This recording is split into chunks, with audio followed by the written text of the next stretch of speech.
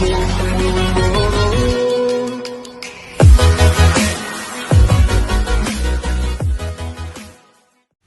ये last lecture है हमारे सॉलिड स्टेट केमिस्ट्री का और इस लेक्चर में हम डिस्कस करेंगे बैंड थ्योरी को। तो चलिए शुरू करते हैं। What is band theory? तो बैंड थ्योरी को समझने के लिए हमें एक कंसेप्ट लगाना है। यहाँ पे क्लास 11th का एक कंसेप्ट हमने पढ़ा था, मॉलिक्यूलर ऑर्बिटल थ्योरी। तो मॉलिक्यूलर ऑर्बिटल थ्योरी का कंसेप्ट हम लगाएंगे बैंड थ्योरी को समझने के लिए। आइए हम एक एग्जांपल लेते हैं आपके सामने लिथियम की। हम एक लिथियम की एग्जांपल ले रहे हैं और लिथियम की इलेक्ट्रॉनिक कॉन्फ़िगरेशन है 1s2 1s2 2s1। यह है लिथियम की इलेक्ट्रॉनिक कॉन्फ़िगरेशन। देखिए एक लिथियम एटम हमने लिया और लिथियम एटम की वैलेंस इलेक्ट्रॉन देखिए क्या है, 2s1 है। ठीक है। सिमिलरली एक और लिथियम एटम लेंगे, हम सेकंड लिथियम एटम लेंगे और उसमें भी उसका वैलेंस इलेक्ट्रॉन क्या होगा, 2s1 होगा। क्लियर है। दो लिथियम एटम लिए, दो लिथियम एटम के दो वैलेंस इलेक्ट्रॉन हो गए। जब ये दो लिथियम एटम के दोनों लिथियम एटम के वैलेंस इलेक्ट्रॉन या दो लिथियम एटम एक दूसरे के बिल्कुल पास आएंगे, ठीक है, जैसे ही पास आएंगे दे ओवरलैप और ओवरलैप करेंगे, result in the formation of a molecule. और हमें पता है जब एटॉमिक ऑर्बिटल ओवरलैप करके मॉलिक्यूल बनाते हैं तो कौन सा ऑर्बिटल बनता है, मॉलिक्यूलर ऑर्बिटल बनता है। ठीक है। तो दो लिथियम एटम कंबाइन हुए, दो लिथियम एटम के वैलेंस इलेक्ट्रॉन कंबाइन हुए, result in the formation of two molecular orbital. दो मॉलिक्यूलर ऑर्बिटल बने, दो लिथियम एटम कंबाइन हुए, दो मॉलिक्यूलर ऑर्बिटल बने। बिकॉज हम ये कहीं ना कहीं जानते हैं कि the number of atomic orbital combine और overlap is equal to the number of molecular orbital formed. अगर क्लास 11th को अच्छे से आपने पढ़ा था तो ये चीज आपने वहां पढ़ी थी। ठीक है। अच्छा, अगर दो से ज्यादा लिथियम एटम कंबाइन होते हैं, ठीक, अगर दो से ज्यादा लिथियम एटम कंबाइन होंगे तो क्या होगा, अगर तीन लिथियम एटम कंबाइन होंगे तो तीन मॉलिक्यूलर ऑर्बिटल बनेंगे। क्लियर है। अगर चार लिथियम एटम कंबाइन होंगे तो चार मॉलिक्यूलर ऑर्बिटल इस तरीके से बनेंगे। ठीक है। यहां तक भी आपको क्लियर है। अब जरा ये चीज भी आपने पढ़ी थी कि सर हमने ये पढ़ा था कि जितने मॉलिक्यूलर ऑर्बिटल बनते हैं उसमें से कोई मॉलिक्यूलर ऑर्बिटल लो एनर्जी वाले होते हैं, कोई मॉलिक्यूलर ऑर्बिटल लो एनर्जी वाले होते हैं और कई मॉलिक्यूलर ऑर्बिटल हाई एनर्जी वाले होते हैं। अगर आपको याद हो, कई molecular orbital high energy molecular orbital होते हैं और कई molecular orbital low energy molecular orbital होते हैं। और यह भी हम जानते हैं कि जो लो एनर्जी मॉलिक्यूलर ऑर्बिटल होते हैं उन्हें हम बॉन्डिंग मॉलिक्यूलर ऑर्बिटल बोलते हैं और जो हाई एनर्जी मॉलिक्यूलर ऑर्बिटल होते हैं उन्हें हम एंटी बॉन्डिंग मॉलिक्यूलर ऑर्बिटल बोलते हैं। अब आपके मन में यह क्वेश्चन होगा कि सर तीन जब कंबाइन होंगे तो कितने बॉन्डिंग होंगे, कितने एंटी बॉन्डिंग होंगे? तो तीन कंबाइन होने के लिए बीच में एक नॉन बॉन्डिंग भी बन जाएगा। नॉन बॉन्डिंग, ये हो गया हमारा bonding molecular orbital, this is non bonding molecular orbital and this is anti bonding molecular orbital. ठीक है। तीन जब कंबाइन हुए, ये देखिए तीन लिथियम कंबाइन हुए, एक, दो और तीन मॉलिक्यूलर ऑर्बिटल बने। अब चार जब कंबाइन होंगे तो डेफिनेटली दो होंगे हमारे बॉन्डिंग वाले, ये होंगे बॉन्डिंग वाले, और दो होंगे हमारे एंटी बॉन्डिंग मॉलिक्यूलर ऑर्बिटल। ठीक है। ऐसे ही देखते जाइए, जितने लिथियम एटम कंबाइन होंगे, मतलब जितने लिथियम एटम, देखिए स्टार्टिंग में आप देखिए दो कंबाइन हुए तो ये हुआ दो, ठीक है। अब तीन कंबाइन हुए तो ऐसा हुआ, चार कंबाइन हुए तो ऐसा हुआ। जितना ज्यादा लिथियम एक दूसरे के पास आते जाएंगे उतना ही लिथियम एटम एक दूसरे के साथ ओवरलैप करेंगे और जितना ज्यादा वो एक दूसरे के साथ ओवरलैप करेंगे उतने ही मॉलिक्यूलर ऑर्बिटल क्या होंगे, बनेंगे। और जितने मॉलिक्यूलर ऑर्बिटल बनेंगे, जितने मॉलिक्यूलर ऑर्बिटल बनेंगे, ये देखिए जितने मॉलिक्यूलर ऑर्बिटल बन रहे हैं, जितना ज्यादा मॉलिक्यूलर ऑर्बिटल बनेंगे, there is a slight difference between the energy of molecular orbital. तो मॉलिक्यूलर ऑर्बिटल की जो एनर्जी होगी वो क्या हो जाएगी, बड़ी कम हो जाएगी। एक से दूसरे में बड़ा कम एनर्जी का डिफरेंस आ जाएगा। ठीक है। अगर देखिए ऑब्वियसली अगर दो होते तो कितना एनर्जी का डिफरेंस था। ठीक है। अब जितने ज्यादा कंबाइन हो रहे हैं उनमें एनर्जी का डिफरेंस क्या हो रहा है, कम हो रहा है। हम ऐसा भी बोल सकते हैं कि मॉलिक्यूलर ऑर्बिटल एक दूसरे के बिल्कुल पास पास आ रहे हैं। ठीक है। एक दूसरे के बिल्कुल स्मॉलर स्मॉल डिस्टेंस में है, ठीक है।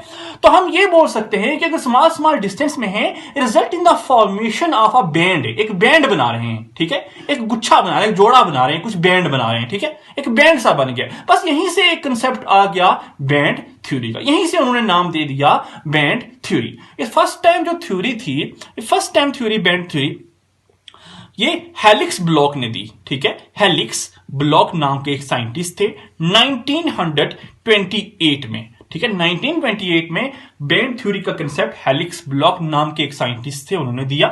किस वजह से दिया? उन्होंने कहा कि मैं एक्सप्लेन करता हूं बॉन्डिंग में, बॉन्डिंग के लिए उन्होंने मेटल के अंदर किस तरह की बॉन्डिंग होती है, उस बॉन्डिंग को एक्सप्लेन करने के लिए उन्होंने बैंड थ्योरी दी।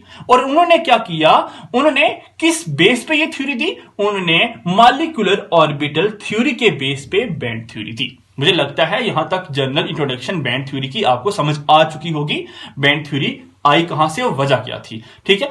अब जरा एग्जांपल को मैं अच्छे से डिस्कस करता हूं आपके सामने। मैं लेता हूं एक बार फिर से लिथियम की एग्जांपल और बढ़िया से एक्सप्लेन करने की कोशिश करता हूं आपके सामने। देखिए फॉर एग्जाम्पल मैं क्या लेता हूं, मैं देखिए ये बात याद रखिए कि ये बात बड़ी इंपॉर्टेंट है। आप याद रखेंगे कि जितने एटॉमिक ऑर्बिटल कंबाइन होंगे उतने ही मॉलिक्यूलर ऑर्बिटल बनेंगे।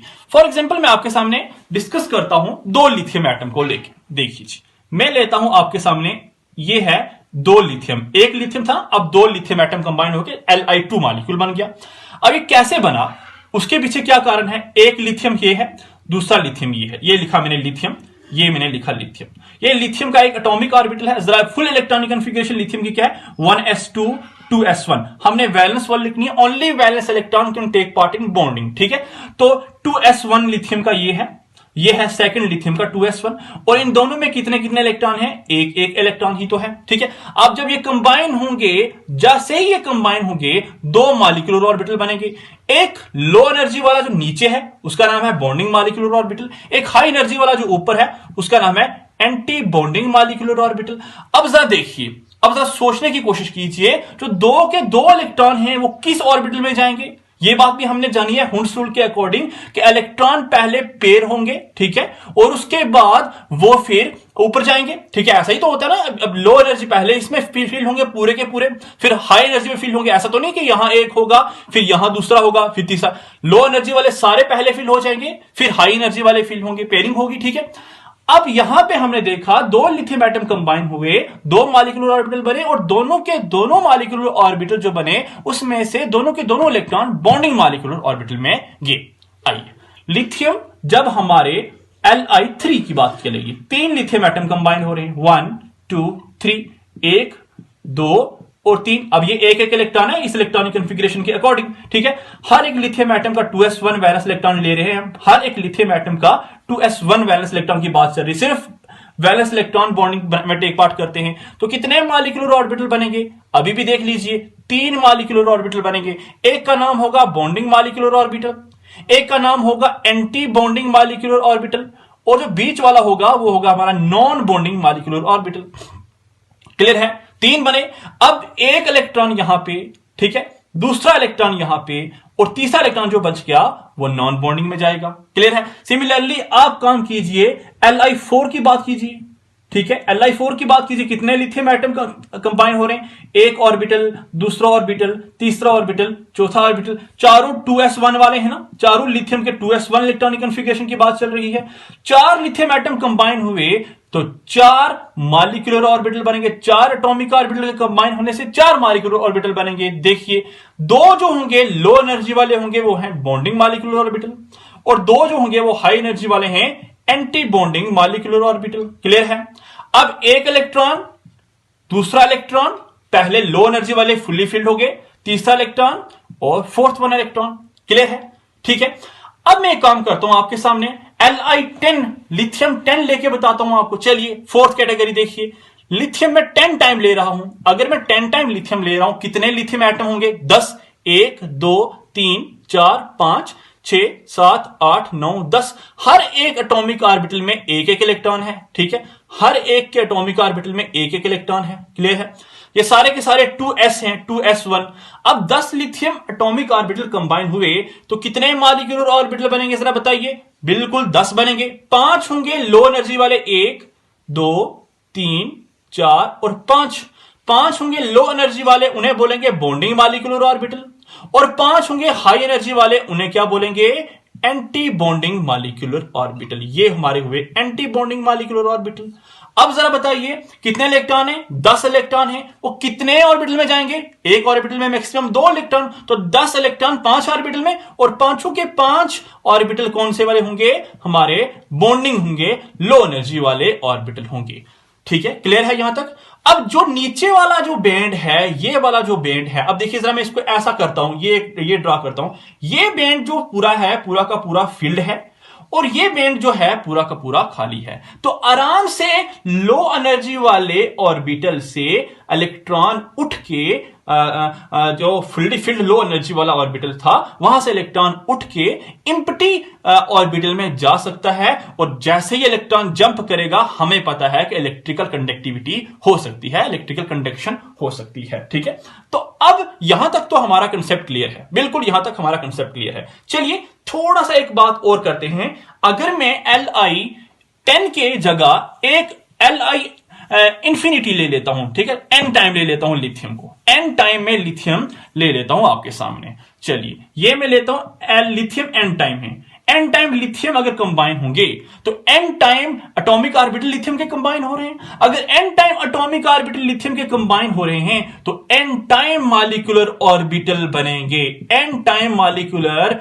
ऑर्बिटल बन रहे हैं। देखिए n टाइम है, ये n टाइम, कोई पता नहीं कितने टाइम है, इंफिनिटी टाइम। देखिए तो आपके सामने आपको दिखाई दे रहा होगा एक बैंड सा बन रहा है। जो नीचे वाला बैंड का हिस्सा होगा वो फील्ड ऑर्बिटल वाला होगा, फील्ड है, फील्ड ऑर्बिटल वाला होगा, और जो ऊपर वाला हिस्सा होगा वो हमारा एम्प्टी ऑर्बिटल वाला बैंड का हिस्सा है। क्लियर है यहां तक आपको? यहां तक मैंने लिथियम की एग्जांपल लेके आपको बैंड और बैंड थ्योरी के बारे में एक्सप्लेन करना चाहा। चलिए अब मैं इस एक्सप्लेनेशन को थोड़ा एक्सटेंड करने की कोशिश करता हूं।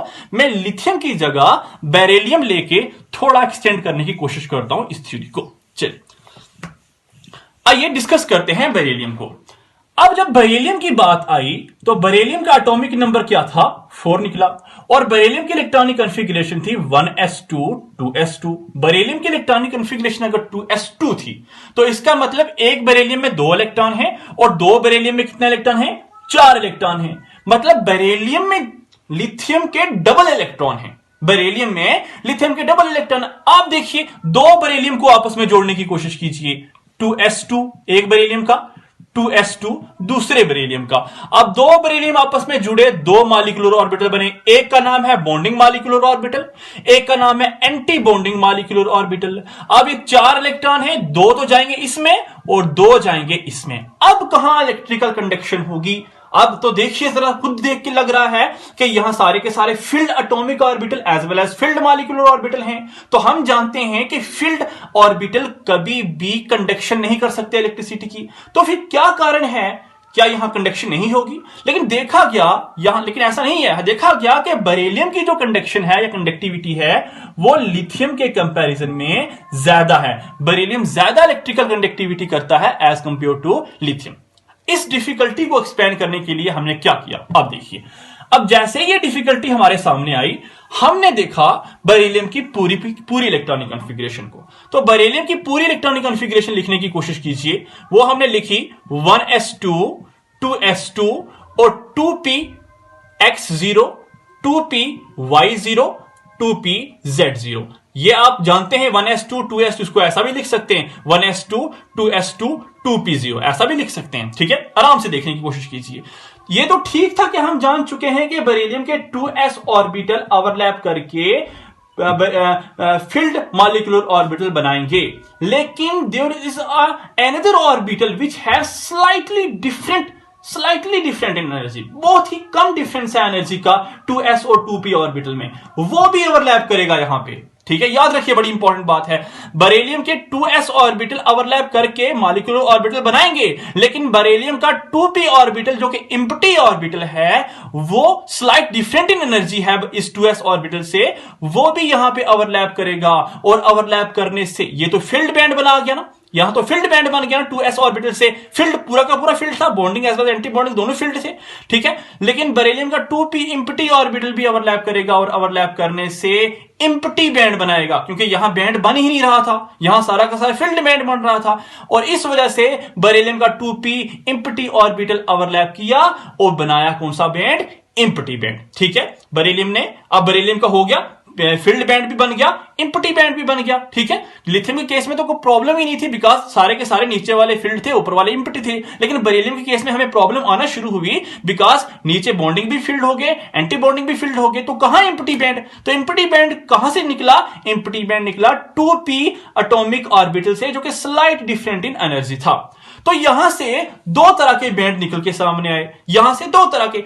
उन्होंने कहा कि वो valence electron 2s2 valence electron वाला एटॉमिक ऑर्बिटल ओवरलैप करेगा और बनाएगा एक बैंड, जिस बैंड का नाम है वैलेंस बैंड। वैलेंस इलेक्ट्रॉन वाला एटॉमिक ऑर्बिटल ओवरलैप करके बनाएगा एक बैंड, जिस बैंड का नाम है वैलेंस बैंड।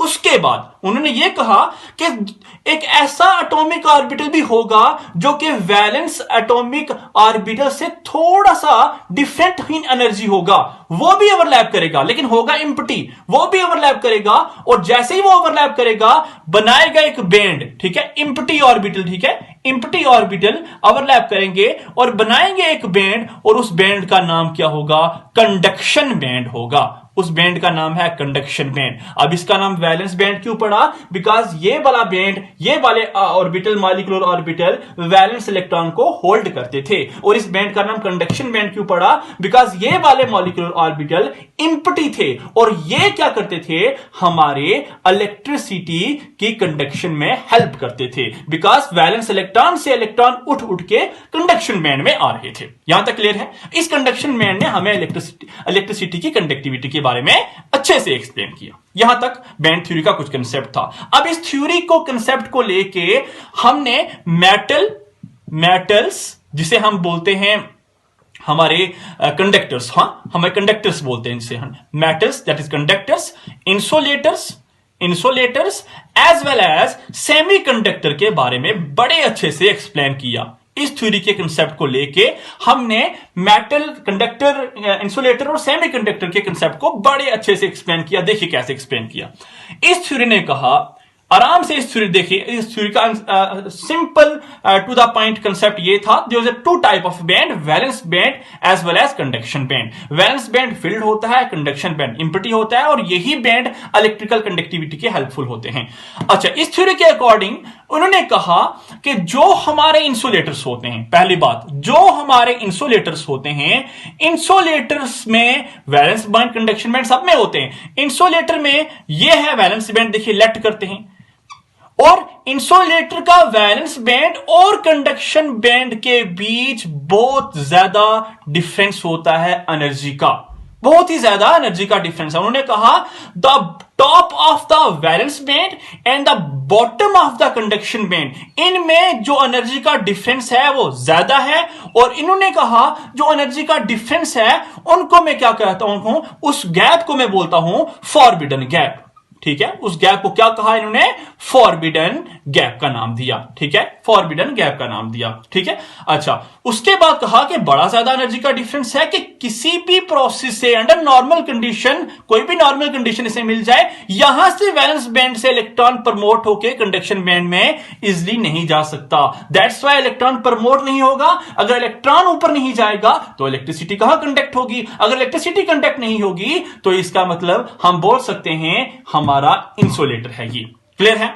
उसके बाद उन्होंने क्या कहा, उन्होंने कहा लेट, आइए हम सेमीकंडक्टर को एक्सप्लेन करते हैं on the basis of band theory. तो उन्होंने सेमीकंडक्टर को एक्सप्लेन किया बैंड थ्योरी के अकॉर्डिंग। उन्होंने कहा in case of semiconductor valence band और जो कंडक्शन बैंड होता है, वैलेंस बैंड और जो हमारा कंडक्शन बैंड होता है, उन बैंड के बीच डिफरेंस होता है, लेकिन हमारे इंसुलेटर से कम और हमारे कंडक्टर से ज्यादा का होता है। ठीक है, लेकिन ये बात याद रखिए, डिफरेंस है, लेकिन हमारे इंसुलेटर का डिफरेंस देख लीजिए एनर्जी का, और हमारे सेमीकंडक्टर की एनर्जी का डिफरेंस देखिए। ठीक है, होता है डिफरेंस, लेकिन डिफरेंस होता है कम। उन्होंने यह भी कहा कि अगर जरा सी एनर्जी मिल जाएगी किसी भी कंडीशन में, इलेक्ट्रॉन यहां से प्रमोट करेंगे वैलेंस बैंड से, क्योंकि इलेक्ट्रॉन तो वैलेंस बैंड में होते हैं, कंडक्शन बैंड तो एम्प्टी होता है, तो इलेक्ट्रॉन यहां से प्रमोट करेंगे और चले जाएंगे कहां पे, कंडक्शन बैंड में। और जैसे ही इलेक्ट्रॉन कंडक्शन बैंड में जाएंगे, जो हमारा इंसुलेटर था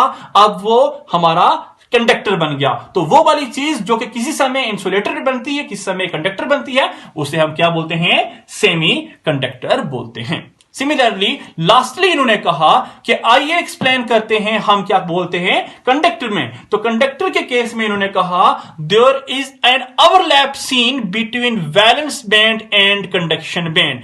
वैलेंस बैंड और कंडक्शन बैंड के बीच टोटली ओवरलैप हुआ होता है कि इलेक्ट्रॉन वैलेंस बैंड से उठ के कंडक्शन बैंड में जाते हैं और इलेक्ट्रिसिटी को क्या करते हैं, कंडक्ट करते हैं। यहां कोई भी फॉरबिडन गैप या फॉरबिडन जोन नहीं होता। इंसुलेटर में फॉरबिडन जोन बड़ा ज्यादा हाई होता है और सेमीकंडक्टर में फॉरबिडन जोन हमारे इंसुलेटर से कम और हमारे इससे कंडक्टर से ज्यादा होता है। तो यहां था हमारा पूरा का पूरा बैंड थ्योरी का कंसेप्ट, और यहां हम अपना यूनिट खत्म करते हैं। आई होप ये यूनिट आपको अच्छे से समझ आया होगा। अब हम नेक्स्ट यूनिट डिस्कस करेंगे, हमारा जो इसके बाद है सॉल्यूशन वाला यूनिट। इस यूनिट की सारी वीडियो लेक्चर वाली सीरीज खत्म हो चुकी हैं। आप पूरी की पूरी वीडियोस देखिए, तभी आपको यूनिट क्लियर होगा। Thank you.